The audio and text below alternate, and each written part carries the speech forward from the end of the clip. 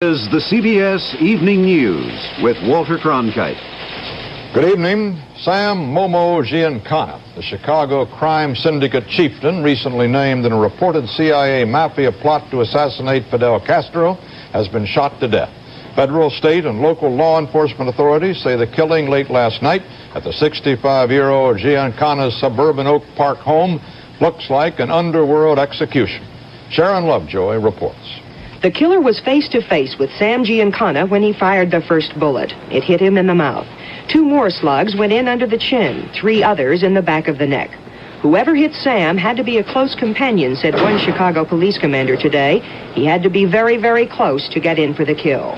It was sometime after 10 p.m. when the killer came to Giancana's house in suburban Oak Park. Upstairs, an elderly caretaker and his wife watched television, close to a noisy room air conditioner. 2 floors below, Giancana cooked sausage and spinach for a late-night snack. There was no sign of a struggle. Nothing unusual, neighbors said today, except for 5 tough-looking men outside the house earlier. Police called it the biggest hit since the killing of Albert Anastasia and Bugsy Siegel. Giancana started as a driver and enforcer for Al Capone in the 20s. In the 50s, he led a group of young bloods in a syndicate takeover. When the shooting stopped, Sam Momo Giancana was at the top, chief of the Chicago crime organization.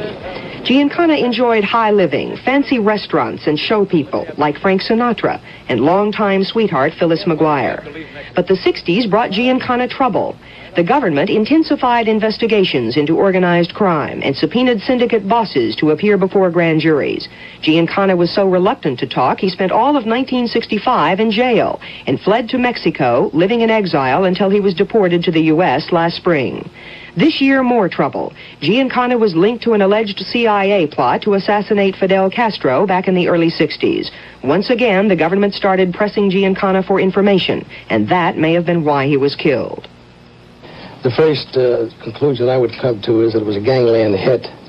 Perhaps he committed some cardinal sin in the eyes of the mob, and his peers told him to knock it off. He refused to do it, and they hit him.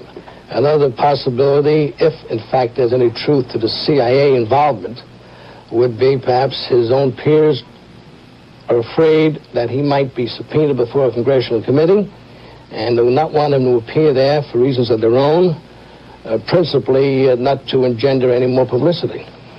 In the early years, before he and Miss McGuire sipped brandy in chic cafes, Giancana was a loyal worker for the mob's senior chieftains. Giancana's execution, police said, was so big it had to come from those same men, the syndicate dons in New York, Chicago, and Los Angeles. Sharon Lovejoy, CBS News, Chicago. Whatever the motive for the killing, it apparently was not robbery. Police say about $1,400 was in Giancana's pocket. The special Senate committee investigating the CIA had planned to question Giancana about the alleged Cuban plot. More on this from Daniel Shore. Chairman Frank Church of the Senate Intelligence Committee in Lewiston, Idaho today told Tim Storrs of station KBCI that Giancana was a prospective witness on the plot against Castro. Was he the key figure in that contingency plan of the CIA? He's a very big figure in the mafia. But in the plan? But as I say, I cannot reveal that without breaking faith with the committee.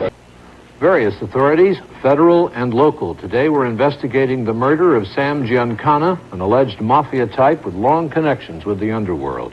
He was shot to death last night in the basement of his Oak Park, Illinois home. Shot 6 times with a .22 caliber weapon which may have had a silencer.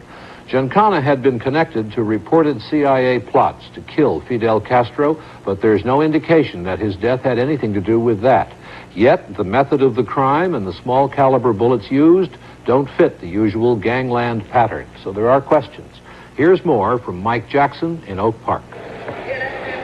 Sam Giancana was a grade school dropout who became Chicago's #1 underworld figure, working his way to the top with a reputation as a hitman. His business, he once told his draft board, was stealing. Later, he said the syndicate never did anything more illegitimate than most businessmen do. Giancana enjoyed the good life. Some of his best friends were in show business, and he kept the company of singer Phyllis McGuire. He spent a year in jail in the mid-60s for refusing to answer questions before a federal grand jury. Later, he slipped away to Mexico, where he invested in gambling operations. Giancana returned to the United States almost a year ago. He came back to live quietly in his home in Oak Park, a suburb west of Chicago. He died violently in the basement, dressed in sport clothes, cooking sausage and spinach. We pretty much assumed that it wasn't a traditional gangland hit or something he was doing, because since he's been back in the United States since July of 1974, he's kept a very low profile. He's almost, in effect, been a tourist here. In the last year, Peter Vira arranged for Giancana to testify before a grand jury in Chicago investigating syndicate crime.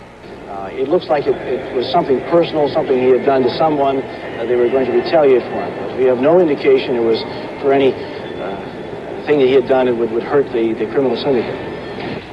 The head of the FBI's organized crime squad in Chicago says Giancana was killed because he had fallen from favor with his one-time associates. Not yet established is whether Giancana played a role in a reported Central Intelligence Agency plot in 1961 to assassinate Fidel Castro. Mike Jackson, NBC News, Chicago. Sam Giancana, a longtime leader of Chicago's crime syndicate, was shot dead last night in his suburban Chicago home. Giancana, known as Momo, was 65. In recent weeks, Giancana had achieved additional notoriety because of claims from various sources that he was involved in CIA plots to murder Fidel Castro. Ron Miller has more on the Giancana murder.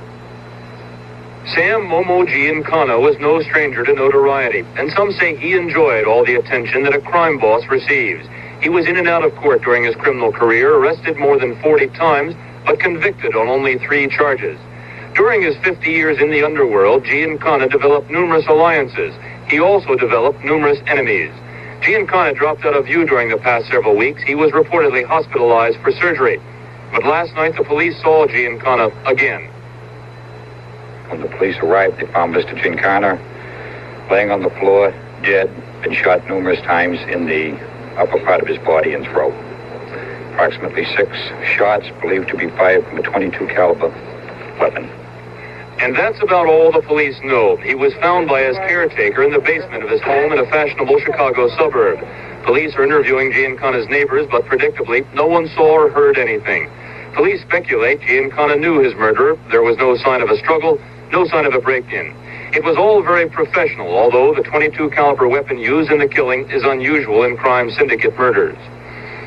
Giancana had extensive gambling interests in Cuba before Fidel Castro came to power. He and the crime syndicate did not like giving up those lucrative holdings. Giancana was frequently singer Phyllis McGuire's escort. He obviously enjoyed it. He did not enjoy, however, the legal maneuvering that forced him to cooperate with a federal grand jury in recent months. Criminals were speculating about how much Giancana was telling the jury, and they were apparently nervous about his alleged link with the CIA.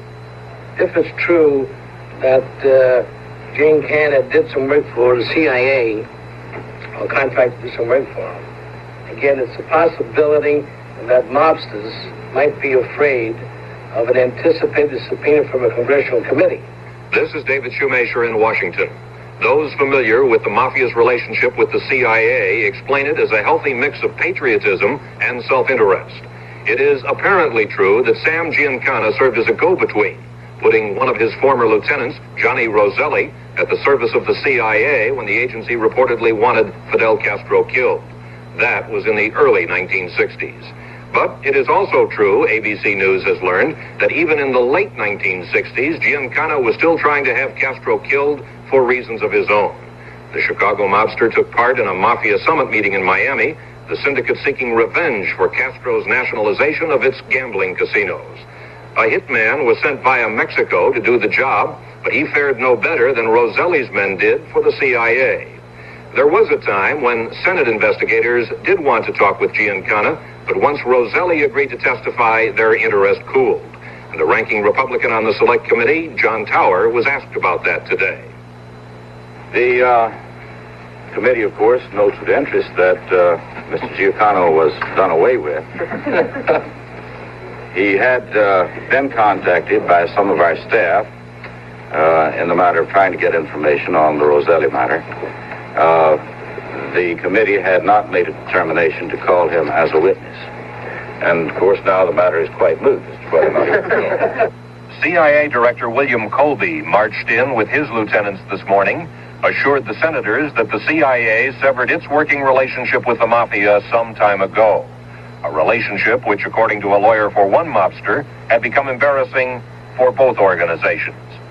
David Shoemaker, ABC News, Washington.